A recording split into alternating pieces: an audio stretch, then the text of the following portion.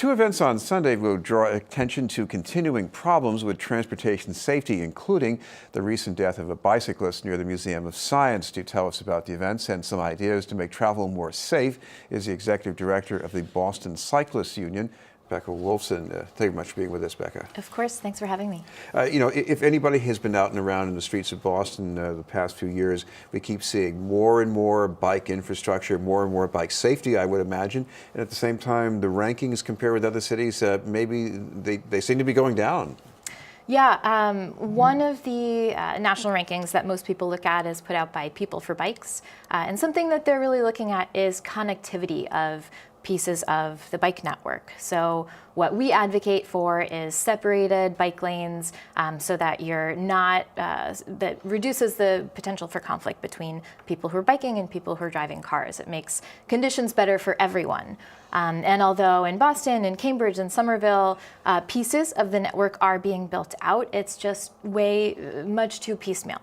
So we'll have a few blocks here that are developed with a new development and paid for by the developer, and a short piece here that's a quarter of a mile long or a half mile long. I think one of the longest stretches in Cambridge and in Boston are now 0.8 miles, but they connect to nothing else. So they're essentially a bridge to nowhere. And the cities can't just create these small pieces and say, hey, we're giving you something, calm down, when we're looking at people who are relying on bicycles as a means of transportation because they're affordable, because they're accessible, and because that's what they use to get around, and other people who want to, if there aren't continuous, networked, safe places to bike, it's just not going to be an option for many.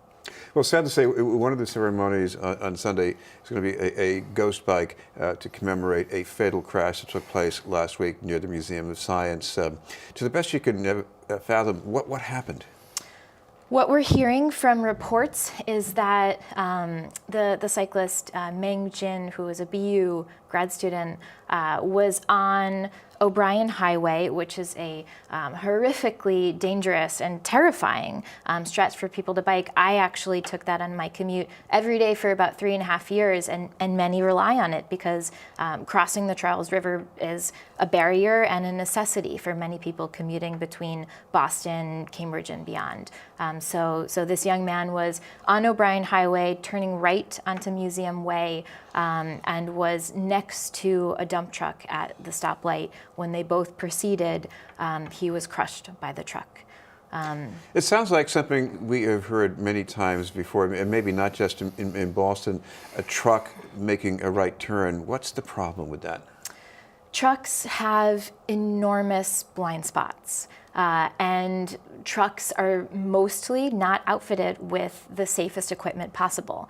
And many cyclists don't know, that those blind spots exist. So, there's an awareness issue, but really there's an infrastructure issue. We municipalities, communities, people in decision-making power have to design our streets that are tolerable to mistakes, right? So we can't assume that every driver, every cyclist will know all of the dangers to be aware of. We have to engineer the street so that the system has some forgiveness built in.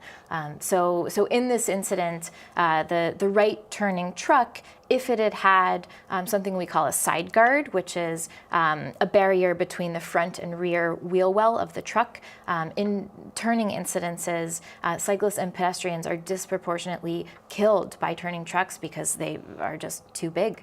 And of course, I know this is simple to you, but what those side guards do, they prevent the bicyclist from being swept under and rolled over by the wheels. Exactly. Exactly. And there are other elements that can be added to trucks, like better mirrors and sensors that can tell a driver that a cyclist, a pedestrian is nearby, and to operate more cautiously. And engineering road changes are also a factor. On this stretch of roadway on O'Brien Highway across from the Museum of Science, the state agencies had long promised that they would add bike lanes onto the bridge, again, because it's a really important connector When the Longfellow Bridge was under construction, they said, we can't add bike lanes now. It would compromise the utility of this bridge while the Longfellow has limited use. But once the Longfellow is complete, we'll add bike lanes. The Longfellow was fully operational on June 1st. The state prepared bike lanes to be implemented on July 17th, installed those plans citing motorist inconvenience. It might add a couple more minutes of delay. And our question is, what's more valuable, a few minutes delay to some people in cars or human life and vulnerable road users? This is BNN News. We're talking with Becca Wolfson from the Boston Cyclists Union. Becca, what about the blind spot? Most of us maybe have not driven big trucks, but imagine if you're perched up higher and you've got some infrastructure of the truck itself. I guess that's going to block the view. Yeah, I mean, I have seen video from inside a truck cab. I am entirely sympathetic to drivers, and I've spoken with drivers who've said, we're not comfortable with the situations that we're put in by the companies who we drive for, by our fleet operators. We want safer trucks and safer equipment. No truck driver, no driver period wants a death on their conscience. And so we're calling on fleet operators, on companies to invest in this equipment and to say, again, what is your, what do you value more, profit or human life? And so I actually worked with a group of collaborators after Joe Lavins was killed while biking in Porter Square by someone driving a large tractor trailer. We came together and said, what can we do to help educate drivers? Because in Boston and Cambridge over the past 7 years, 17 cyclists have been killed in the 2 municipalities alone. 11 of them have been killed by large trucks. That's absolutely disproportionate in terms of danger and threat and fatal consequences. So we put together a video that's intended to educate truck drivers on some of the infrastructure they might encounter, some of the cyclist behaviors they might encounter, and how they can be more predictable and can be safer themselves. We worked with the Public Works truck department in Cambridge, in Boston, and cities of Cambridge, Boston, and Somerville have actually all committed to showing this to their fleet drivers. We're now hoping to get this in front of more institutions and industry and fleet companies. Harvard has actually, I believe, also offered to adopt it as well. We'd love BU and others to mandate this video be seen by folks who contract with them and drivers who they manage. You're also concerned about the way people drive, and not just truck drivers. And one concern is signaling. Why is that so important when interrelating with people on bikes? Yeah, absolutely. So often the way our streets are designed, we have bicycle lanes that are between the curb and moving vehicles, and everyone is proceeding straight. And to a cyclist's left, you might have a right-turning vehicle, and a lot of times there are negotiations that you're making in a moment, and you need to be aware of everything that is happening and what a driver is doing. And so if you know that a driver is turning right and they might not know that you're approaching, they might not see you, even though the onus is on the person who has the most ability to do the most harm. So drivers should be operating with the utmost care. We still want to prevent ourselves from dying. So if we see a vehicle turning across us in what's called a right hook, we'll negotiate that intersection and avoid being hit. But we won't know to avoid that if drivers aren't signaling, and we don't know to predict that behavior. Well, even when driving a car, there are times if I'm turning right, I think of making a signal because I'm thinking there might be a person on a bike coming up behind me. But on the other hand, getting people to do that more consistently, getting truck drivers to do that, I mean, how do you change driver behavior? It's a great question. People get their driver's license at the age of 16, 17 and are never required to do any type of testing again to demonstrate that they understand how our roads are changing, how road use is changing, and we think that's very unfortunate. And really there's no system to change that. So I think the RMV could produce more literature to send to all drivers. There are things that can be done, but really I think what we like to impress upon all people is slow down.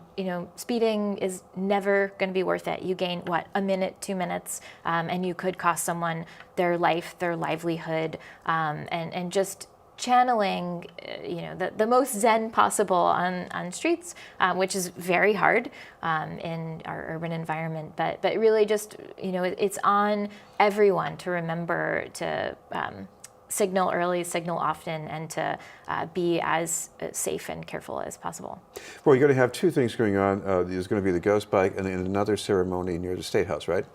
Yeah, so whenever a cyclist dies, there's typically a dedication of a ghost bike. It's a bike that's painted white. It's supposed to be a reminder to be more careful and to be more cautious when you're driving, when you're passing through streets, and to commemorate the person who has been killed. So there will be a ghost bike dedication for Mangjin on Sunday at 12:30 near the intersection of Museum Way and O'Brien Highway. And then afterwards, actually something that's been planned for months, the Boston Cyclists Union, along with a coalition of other advocacy organizations, is hosting International World Day of Remembrance. And that's a day to honor and remember victims of traffic crashes, not only those who've been killed, but those who've been injured. In the city of Boston alone in 2017, 4,500 people were injured in traffic crashes on our streets. That's about 400 people biking, 1,100 people walking, and more than 3,000 people in cars are being injured. I mean, this epidemic of fatalities and crashes is impacting everyone, no matter their mode. So we're hosting this event to call for an end, to call for more rapid changes on our street, legislation that will slow people down, that will provide more accountability for behavior on our streets, and more rapidly implement safer infrastructure. So finally, I know you've got more details, and if people want to check out your website, what should they go to? Yeah, bostoncyclistunion.org. Right, thank you very much for being with us. Yeah, thank you so much. Becca Wilson from the Boston Cyclists Union. In a moment, an inspirational trailblazer for women and black journalists. But first, his message.